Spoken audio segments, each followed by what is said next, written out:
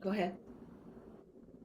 Marianne Burroughs, Distinguished Toastmaster times 4, will be giving her speech from the Engaging Humor Pathway. One of the new additional projects that Toastmasters now requires for that pathway program is to present a project from the Successful Club series. Modules in this series address the quality of club meetings and offer tips on attracting and maintaining members. Marianne will be speaking from the module Moments of Truth. This module will educate members on how to help your club give positive impressions to guests and members. Her timing is 10 to 12 minutes. Her title is Moments of Truth. Please welcome Marianne Burroughs, Moments of Truth. Hello, Toastmasters, and welcome guests. Moments of Truth. This is an opportunity for us to explore how is our club doing in regard to drawing in people, keeping new members, and developing people who want to be Toastmasters. First impressions. Now, I was thinking about that in regard to an online club because first impressions are a little bit different. Normally in a club, someone might greet the new individuals at the door, hand them a pamphlet about Toastmasters, and then walk them through the room and show them where they would need to sit and so on. But with an online club, that's a little bit different. But I think we do a good job of welcoming new people that come to the club and making sure we get their contact information and then follow through in regard to contacting them and inviting them to further meetings. Membership orientation. Once again, I think our club does a wonderful job in regard to orientation.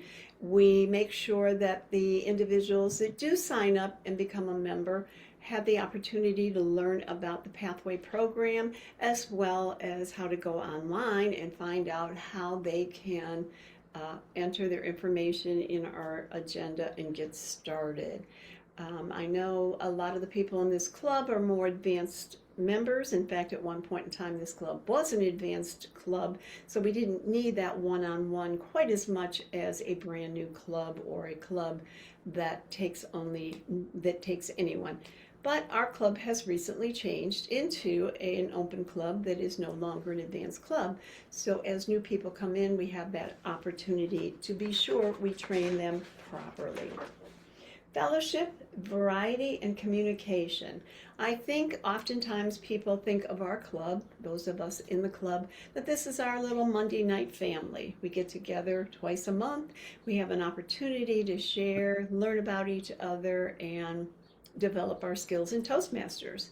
Variety and communication. Well, variety, we have every meeting, we have a different theme that we often go on. And I often think how interesting it is when I read the theme sometimes. I think, wow, I wonder what's going to happen with this theme. And so often the theme ends up taking kind of a life of its own, and it goes in all different directions, and it's always interesting to see how that works. And as far as communication, I think we do a good job with communication. We communicate with our agenda. We also use texting and emails to make sure that people are aware when our club is, or when our meetings are going to be held, and make sure that people sign up for roles ahead of time. Program planning and meeting organization. I already mentioned that we have different themes and we do a good job of following through with the themes.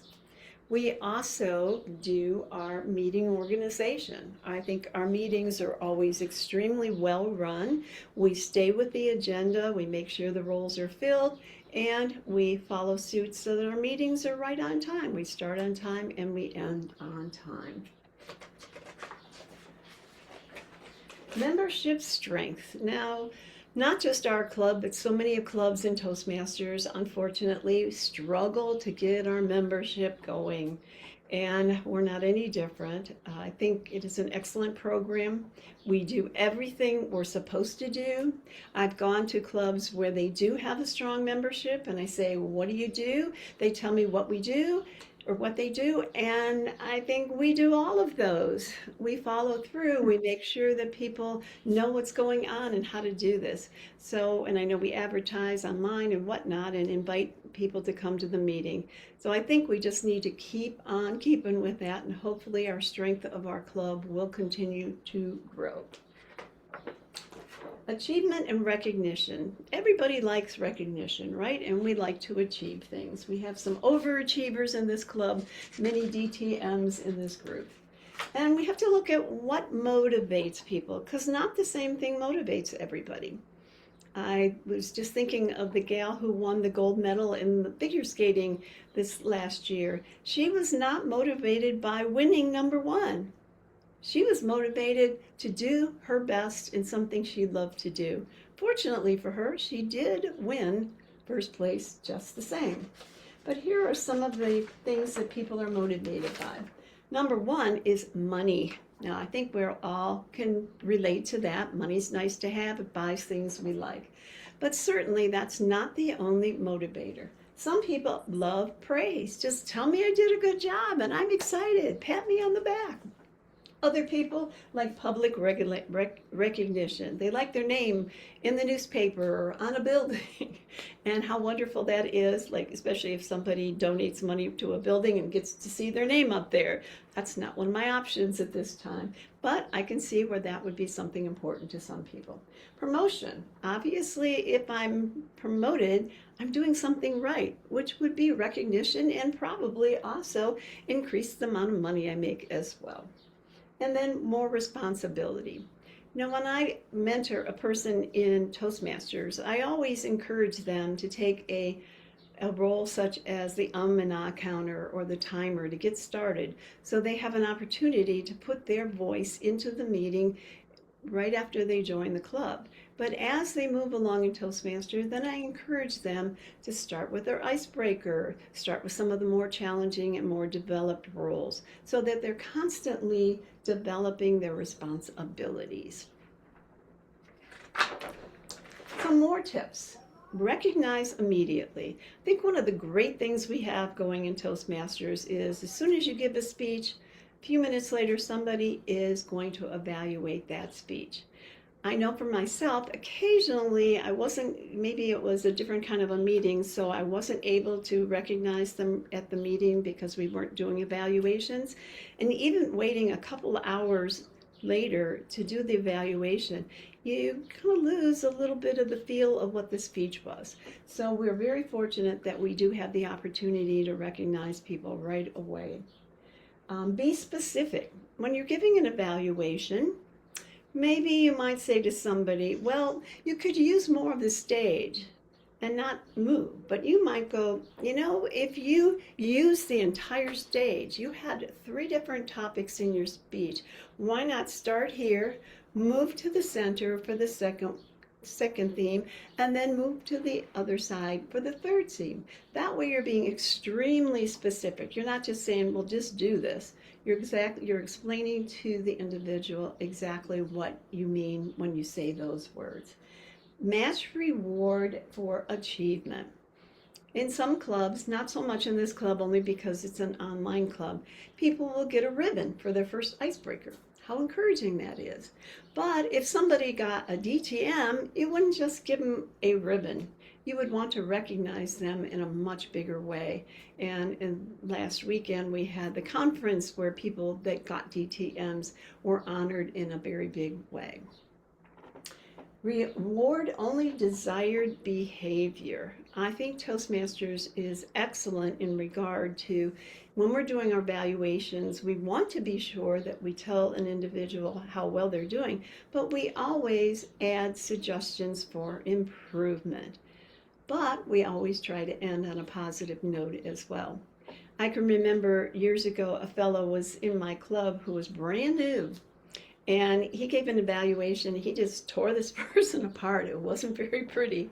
But fortunately, we took him aside. We explained how you do an evaluation and what the best way to do that. And at that point, he understood. And from then on, he was able to do that. But we have to remember in Toastmasters, we're all here learning, whether it's learning a new skill, if it's learning a new way to speak, or if it's to fill a role for the first time. We're not going to do it perfectly. And as a mentor, it's very helpful if you talk to your mentee and explain to them what might be done that would improve their ability to fill that role. Punish undesirable behavior. I'm not sure why Toastmasters added that, because it's such an uplifting and positive approach, because I don't think we would punish someone. We might take them aside and explain to them why what they're doing might be beneficial. And then eliminate demotivators. I think once again in our club, we're very fortunate that everybody in this club is pretty motivated, and we don't have a lot to worry about things going on like that. But every once in a while in a club, things like that do happen, and we have to do our best to handle them. And finally, follow through. I think as Toastmasters, we have to remember we are an example to the new members coming into the club, and the more we can be present there and follow through, show them how to do it, they're going to follow through in suit, and the members coming forward will be stronger members.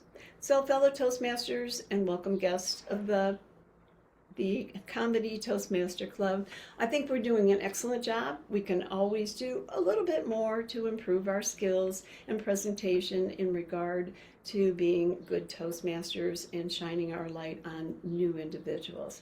But for the most part, I think we're doing a great job, and I hope we continue to do so. Back to you, Sharon.